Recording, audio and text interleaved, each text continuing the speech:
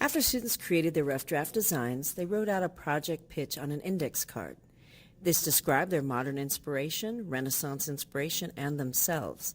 Students explained their connecting adjective, central image, and images for each of the 3 individuals depicted in their drafts. Honor students also explained transitional images and also at least one quote. Those things are explained in the rubric. These 7th graders provided project pitches to each other in order to practice articulating their work, as well as to obtain and provide quality feedback. The way it worked is one student would present his or her rough draft to a feedback partner. The feedback partner would listen carefully and then write down 2 celebrations or positive comments and 2 suggestions about the rough draft design. At their tables, students had a paper which reminded them that feedback needs to be kind, specific, and helpful. Sentence stars were also there for their reference if needed.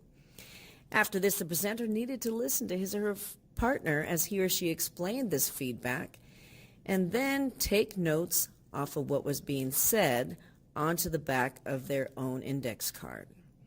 They needed to ask questions if they needed something repeated or they needed to clarify information. The intent was to encourage active listening and dialogue. Sometimes with these type of activities, students will silently trade papers, write information down, silently trade them back, and then no one really discussing it or thinking about what actually is written there.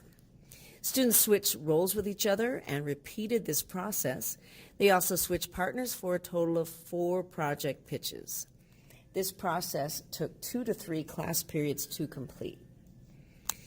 In the pictures, you will also see pictures of letters that were given to parents. This was homework for students to give a project pitch to their own parents, just like they did to their classmates. A checklist worked as a guideline for students and also for the parents to ensure that those key points were discussed at home as well. The students had access to the rubrics throughout the entire process. It was meaningful and helpful to them as they continued modifying their drafts, trying to make things the best that they could make them.